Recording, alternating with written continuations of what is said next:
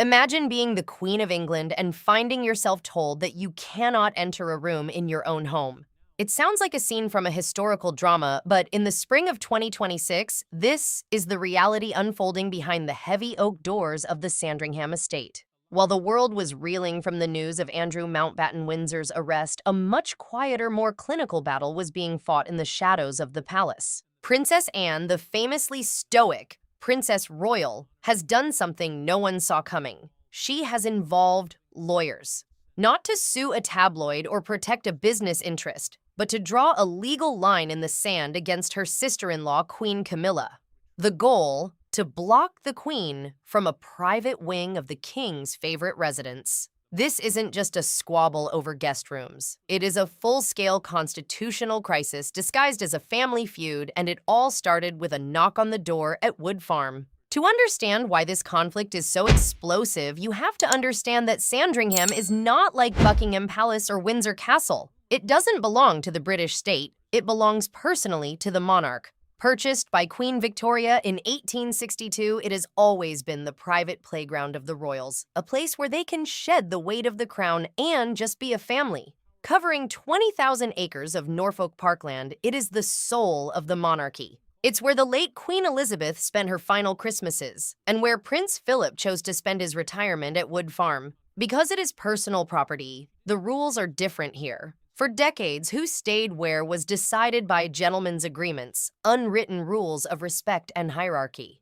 But as we've seen in 2026, those old-world handshakes are being replaced by cold, hard legal filings. When Princess Anne decided to formalize her rights to the estate, she wasn't just claiming a room, she was claiming a legacy. The catalyst for this legal explosion happened on the morning of February 19, 2026. It was Andrew Mountbatten-Windsor's 66th birthday, but there were no celebrations. Instead, unmarked police cars descended on the quiet cottage of Wood Farm. In a move that sent shockwaves through the Commonwealth, the King's younger brother was arrested on suspicion of misconduct in public office. This wasn't just another tabloid rumor. This was the first time in centuries that a sibling of a reigning monarch had been taken into custody. The fallout was immediate. While King Charles issued a formal statement saying, "The law must take its course," Princess Anne took a different path. She saw her brother stripped of his titles and facing a criminal investigation as a family member in need of protection. But Queen Camilla reportedly saw him as a liability that needed to be erased from the royal landscape. This fundamental disagreement over Andrew's fate turned Sandringham from a sanctuary into a battlefield. But this tension didn't start in 2026. It has been simmering for over 50 years, dating back to the 1970s, when Camilla first entered the royal orbit. Anne has always been the hardest-working royal, a woman of military precision and unwavering duty. She watched as the scandals of the past nearly toppled the monarchy her mother worked so hard to preserve. While the public has largely accepted Camilla as Queen Anne's memory is long, to Anne, the institution is built on blood and duty, not public relations. Sources say Anne views Camilla's recent modernization efforts as an overstep. On the other hand, Camilla reportedly finds Anne's rigid loyalty to the disgraced Andrew to be dangerous. This is a cold war between the traditionalist and the pragmatist, and the private wings of Sandringham have become the front lines. While the media was busy analyzing the latest police reports, Princess Anne's own lawyers were quietly filing paperwork. They weren't fighting the police. They were documenting Anne's customary use rights. In the world of high-end British estates, if a family member has used a specific wing for decades, they can often claim a legal right to keep using it. By formalizing this, Anne has effectively created a legal no-access zone within Sandringham. She has secured the wing traditionally used by her household, ensuring that it remains her territory. The timing was masterful. This move happened just as Queen Camilla was preparing to move her personal belongings into that very section of the house. By the time the Queen's staff realized what was happening, the legal ink was dry. The door was quite literally closed. The irony of this situation is that Queen Camilla is currently a queen without a private sanctuary. Earlier in March 2026, she made the unexpected decision to transfer ownership of Ray Mill House, the £850,000 estate she bought after her divorce in the 90s, to her children Laura and Tom. For years, Ray Mill was her escape hatch, the place where she could garden in peace and avoid the pressures of royal life. Now that she has offloaded the property to formalize her family's financial planning, she has nowhere to go for a private retreat. Sandringham was supposed to be her new sanctuary, a place where she could spend her summers away from the relentless public demands of the London calendar. But by the time she looked toward the Norfolk estate, Princess Anne had already claimed the most secluded wing. For the first time in her royal life, Camilla finds herself outmaneuvered in the very home where she is supposed to be the matriarch. Caught in the middle of this high-stakes game of musical chairs is King Charles. The king's health has been a primary concern, and while he shared good news in early 2026 that his cancer treatments were being reduced, he is far from a position of strength. Charles is a man who hates confrontation, especially within his own family. He relies on Anne for her tireless work ethic and her deep knowledge of the family's history, but he relies on Camilla for his emotional stability. Now his sister and his wife are communicating through solicitors. Reports from within the palace describe a king who is exhausted by the infighting. He has chosen a strategy of silence, refusing to take a side in the Sandringham dispute. But in royal politics, silence is often seen as a weakness. By not stepping in, Charles has allowed the conflict to escalate into a legal standoff that could haunt the monarchy for years. What we are witnessing in 2026 is the death of the old royal way of doing things. For centuries, the Windsors settled their differences behind closed doors with a drink and a conversation. But the arrest of Andrew and the rising influence of lawyers suggests that trust within the family has completely evaporated.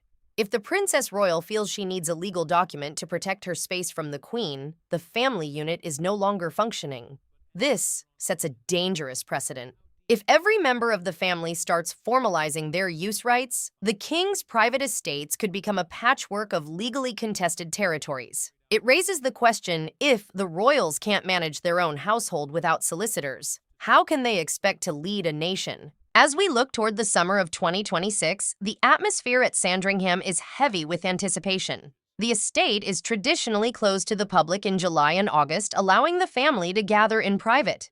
But this year, the gathering will be different. With Andrew still under investigation at Wood Farm and the Princess Royal and the Queen occupying separate, legally defined zones of the main house, the tension will be palpable. Some insiders suggest that Camilla may try to challenge Anne's legal move, but that would mean a public court battle, the one thing the monarchy fears most. For now, the Princess Royal has the upper hand. She has shown that even in a modern monarchy, the old guard still knows how to protect its territory. The story of the locked doors of Sandringham is about more than just a summer holiday or a set of guest rooms. It is a snapshot of a monarchy in transition struggling to balance its ancient traditions with the harsh realities of the modern world. Princess Anne has drawn her line, and for now, Queen Camilla is on the other side of it. As Andrew awaits his fate and the king focuses on his recovery, the tension at Sandringham remains a ticking time bomb. It forces us to ask what happens to a crown when the family wearing it can no longer stand to be under the same roof. The history of the Windsors is full of scandals and secrets, but this legal battle over the very ground they stand on might be the most revealing chapter yet. The legal mechanisms at play here are fascinating. Customary use is a concept that dates back centuries in English common law. It essentially means that if you have done something for so long that it has become an established custom, you have a legal right to continue doing it. In the context of a royal estate, Princess Anne is arguing that because her household has always used that wing of Sandringham, it is effectively hers to control during her visits. It's a brilliant tactical move because it bypasses the king's authority as the property owner. Even if Charles wanted to give the wing to Camilla, Anne's legal claim creates a hurdle that would take months, if not years, to clear in court.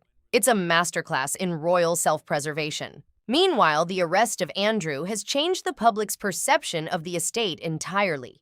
Sandringham was always seen as a place of peace, but now it is associated with police raids and misconduct investigations. This has put additional pressure on Queen Camilla to clean up the image of the royal residences. Her desire to take over the wing at Sandringham was partly motivated by a need to rebrand the house as a modern, efficient royal hub, but Anne's intervention has stalled those plans. To Anne, Sandringham isn't a brand, it is a home, and she's unwilling to let it be modernized out of existence. The drama doesn't end at the gates of Sandringham.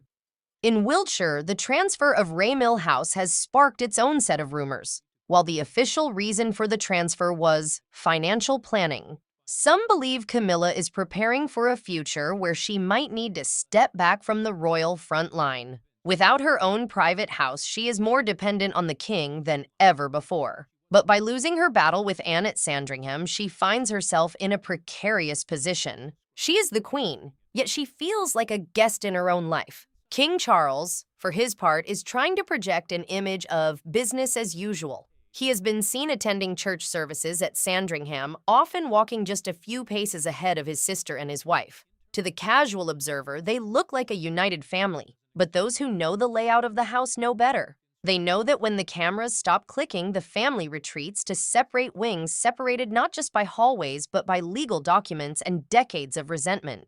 The king's decision to reduce his cancer treatment is a sign of his physical recovery, but his inability to heal the rift in his family suggests that the emotional recovery of the monarchy is still a long way off. As the legal proceedings against Andrew continue, the shadow over Sandringham will only grow longer. Each new headline about the Epstein files or the misconduct investigation serves as a reminder of why the family is so divided. Princess Anne remains the only one willing to stand by her brother, while Camilla remains the only one willing to do whatever it takes to protect the crown's reputation. It is an irresistible force meeting an immovable object, and the 20,000 acres of Sandringham simply aren't big enough for the both of them. In the end, the question remains, who really owns the future of the British monarchy? Is it the king who holds the title? Is it the queen who holds the influence? Or is it the Princess Royal who holds the keys to the past? As the 2026 summer season approaches, the world will be watching to see which door opens next and who is left standing outside. This struggle is a stark reminder that even the most powerful families in the world are not immune to the same petty grievances and legal squabbles that affect everyone else. The only difference is that for the Windsors, the stakes are nothing less than the survival of a 1,000-year-old institution. Princess Anne has set a boundary that cannot be easily ignored. Whether Queen Camilla chooses to fight back or find a new sanctuary remains to be seen. But one thing is for certain, the gentleman's agreement is dead, and the age of the royal lawyer has truly begun. The implications for the rest of the family are also significant.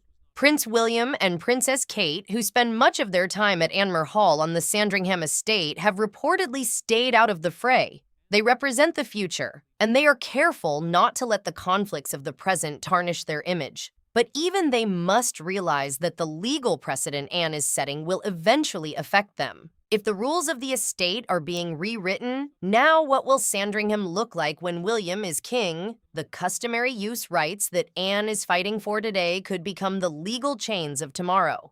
As the investigation into Andrew Mountbatten-Windsor deepens, the pressure on the king to make a final decision about his brother's status will become unbearable. And as that pressure grows, so too will the tension between the women in his life. Sandringham has seen many things in its long history, births, deaths, and scandals, but it has never seen a battle quite like this. It is a fight for space, for respect, and for the right to call a palace a home. And in 2026, those things are no longer guaranteed, even for a queen. The final irony is that Sandringham was always meant to be the place where the family could escape the world. Now it is the place where the world is watching them most closely. Every move the lawyers make, every room that is locked, and every meeting that is held behind closed doors is being analyzed by a public that is increasingly skeptical of the royal family's private life. Princess Anne may have secured her wing of the house, but in doing so, she may have opened the door to a much larger conversation about the transparency and accountability of the monarchy itself. The legal chessboard at Sandringham is becoming more crowded by the day, and the implications are starting to reach far beyond Norfolk. If Princess Anne is successful in cementing these customary use rights, she isn't just protecting a few bedrooms. She is effectively creating a state within a state inside the king's private property. This has led to hushed conversations among constitutional experts about the nature of royal ownership in 2026. If the monarch cannot even determine who resides in a wing of his own private home, where does his authority truly end? While the legal battle rages, the atmosphere at the estate has reportedly turned Arctic. Palace insiders describe a split-screen existence where the king and queen reside in the main central block, while the Princess Royal's staff occupies the contested wing with a level of autonomy that would have been unthinkable during the reign of Elizabeth II. The servants are said to be caught in the crossfire, unsure of which side of the house they are permitted to enter without causing a diplomatic incident. This logistical nightmare is the physical manifestation of a family that has lost its center of gravity. And then there is the Andrew factor, which continues to act as the primary fuel for this fire. As the investigation into his conduct as a public official continues, more documents are being unearthed that suggest his ties to Wood Farm were never meant to be permanent. Queen Camilla's desire to reclaim the estate for a more streamlined, PR-friendly version of the monarchy directly clashes with Anne's belief that family loyalty is non-negotiable, regardless of the crime. For Anne, allowing Camilla to take over the estate's private quarters is a sign of surrender to the spin doctors, who she believes have already done enough damage to the Windsor name. This struggle is also a masterclass in the power of quiet resistance. Notice that Princess Anne has not given a single interview or released a statement. She is moving with the tactical silence of a military commander, using the law as her shield.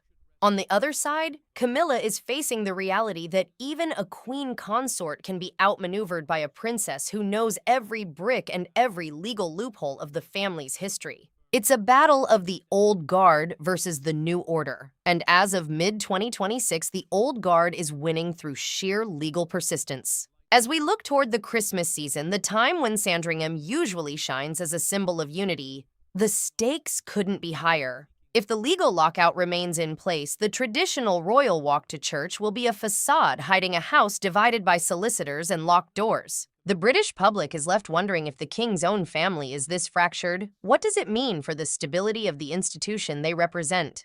Sandringham was built on the idea of a private sanctuary, but in the era of high-stakes legal battles, it has become the ultimate gilded cage.